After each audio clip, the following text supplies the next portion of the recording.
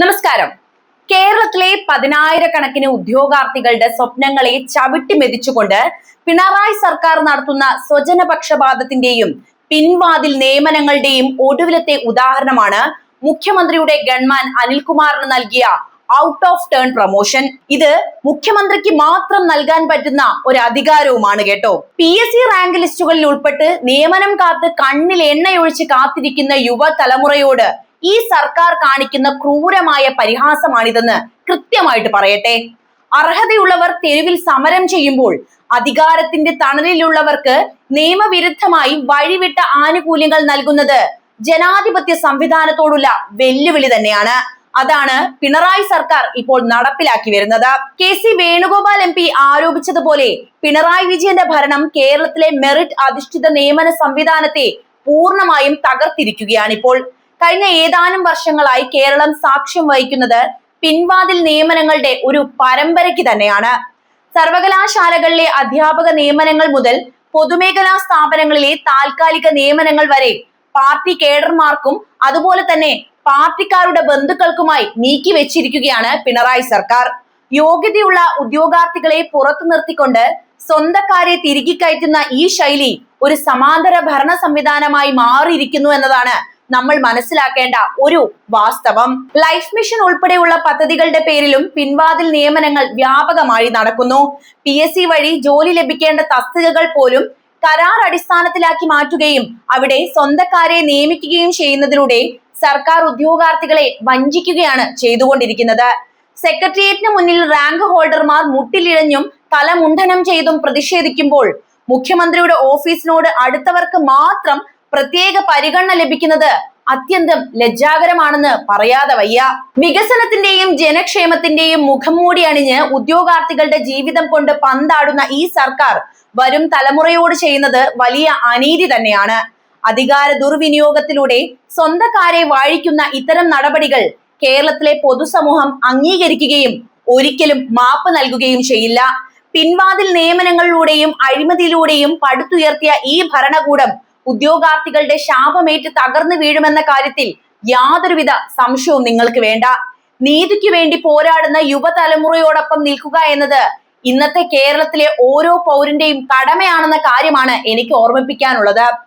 നവകേരള സദസ്സിനിടെ പ്രതിഷേധിച്ച യുവാക്കളുടെ തല അടിച്ചു പൊളിച്ച ഗൺമാൻ അനിൽകുമാറിന് ഇപ്പോൾ ലഭിച്ചിരിക്കുന്ന out of turn promotion Pinarayi ഭരണത്തിന്റെ ഗുണ്ടായിസം നടത്തുന്നവർക്ക് നൽകുന്ന പാരിതോഷികമായിട്ട് തന്നെ കേരളം വിലയിരുത്തി കഴിഞ്ഞു. VIP സുരക്ഷയുടെ അടിസ്ഥാന നിയമങ്ങൾ പോലും കാറ്റിൽ പറത്തി വാഹനത്തിൽ നിന്ന് പുറത്തിറങ്ങി പ്രതിഷേധക്കാരെ ക്രൂരമായി മർദ്ദിച്ച ഒരു ഉദ്യോഗസ്ഥനാണെന്നിരിക്കെ ഇദ്ദേഹത്തിനെതിരെ നടപടിയെടുക്കുന്നതിന് പകരം ആദരിക്കുകയാണ് സർക്കാർ ചെയ്തിരിക്കുന്നത്.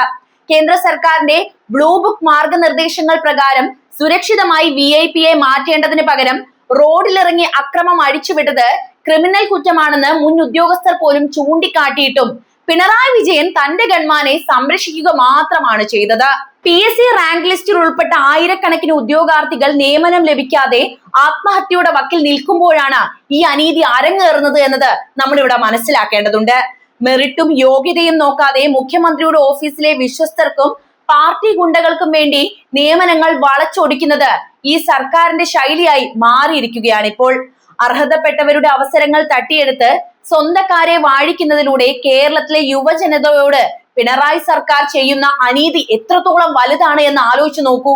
ഒരു വശത്ത് യുവാക്കൾക്ക് തൊഴിലില്ലായ്മയും മറുവശത്ത് മുഖ്യമന്ത്രിയുടെ അടുപ്പക്കാർക്ക് വഴിവിട്ട സ്ഥാനക്കയറ്റവും എന്നതാണ് ഇന്നത്തെ കേരളത്തിന്റെ അവസ്ഥ എന്ന കാര്യമാണ് നമ്മൾ മനസ്സിലാക്കേണ്ടത്.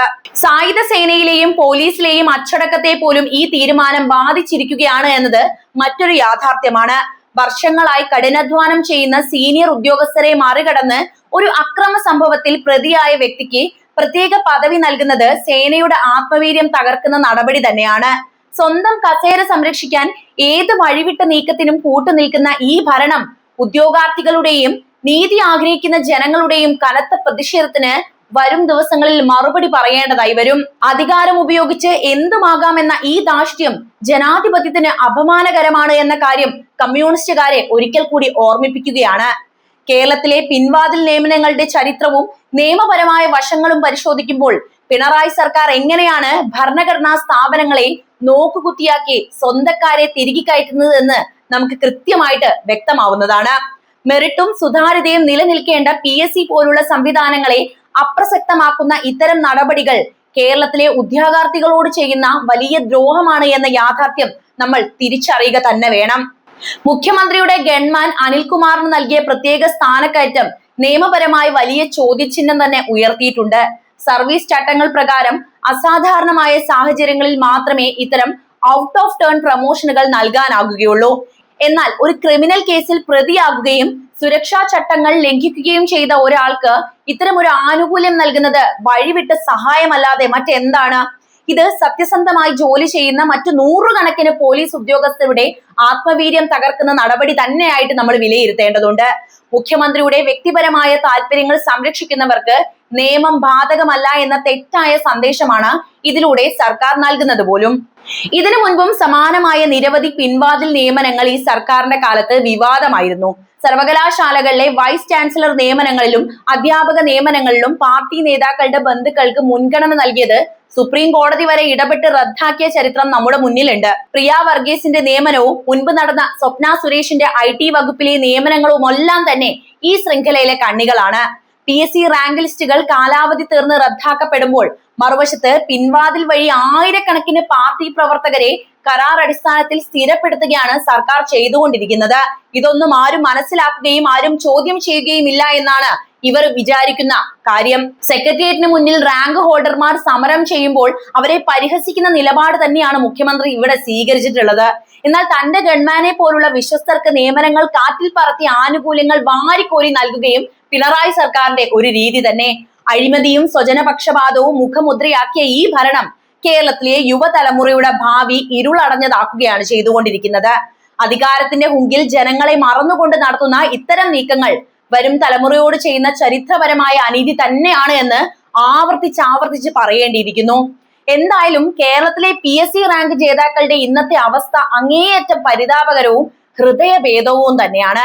വർഷങ്ങളോളം കഠിനാധ്വാനം ചെയ്ത് ഉറക്കമില്ലാത്ത രാത്രികൾ പഠനത്തിനായി മാറ്റിവെച്ച് ലക്ഷക്കണക്കിന് ഉദ്യോഗാർത്ഥികളോട് മത്സരിച്ച് റാങ്ക് പട്ടികയിൽ ഇടം പിടിച്ച യുവാക്കൾ ഇന്ന് തെരുവുകളിൽ ഭിക്ഷയെടുത്തും മുട്ടിലിഴഞ്ഞും സമരം ചെയ്യേണ്ടി വരുന്നത് ഒരു പരിഷ്കൃത സമൂഹത്തിന് ആകെ അപമാനകരമാണ്. പിണറായി വിജയന്റെ ഭരണത്തിന് കീഴിൽ മെറിറ്റും കഴിവും നോക്കുകുത്തിയാക്കപ്പെടുമ്പോൾ PSC എന്ന ഭരണഘടനാ സ്ഥാപനം വെറും നോക്കുകുത്തിയായി മാറിക്കഴിഞ്ഞിരിക്കുന്നു. നമ്മൾ BJPയെ മാത്രം ഇതിന്റെ പേരിൽ കുറ്റം പറയരുത്. ഇവിടെ പിണറായി സർക്കാർ ചെയ്യുന്നതും ഇത് തന്നെയാണ്. റാങ്ക് ലിസ്റ്റിൽ ഒന്നാമതായാലും നിയമനം ലഭിക്കുമെന്ന് യാതൊരു ഉറപ്പുമില്ലാത്ത അവസ്ഥയാണ് നിലവിലുള്ളത്.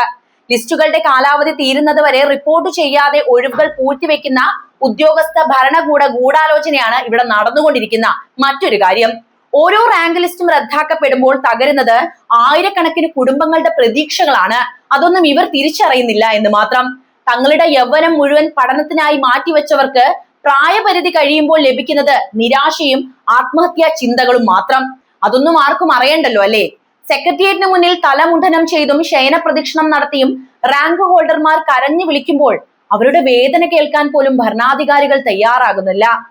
ഇതേ സമയം തന്നെ മുഖ്യമന്ത്രിയുടെ ഗൺമാനെ പോലുള്ള വിശ്വസ്തർക്ക് വഴിവിട്ട സ്ഥാനക്കയറ്റങ്ങൾ നൽകുകയും പാർട്ടി നേതാക്കളുടെ ബന്ധുക്കൾക്കായി സർവകലാശാലകളിൽ ചുവന്ന പരവതാനി വിരിക്കുകയും ചെയ്യുകയാണ് പിണറായി സർക്കാരിന്റെ രീതി.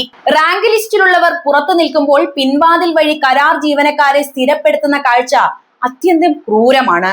സ്വന്തക്കാരെ വാഴിക്കാനായി നിയമനങ്ങൾ വളച്ചൊടിക്കുന്ന ഈ സർക്കാർ കേരളത്തിലെ യുവതലമുറയോട് ചെയ്യുന്നത് മാപ്പർഹിക്കാത്ത ദ്രോഹമാണെന്ന് ആവർത്തിച്ച് ഞാൻ പറയട്ടെ.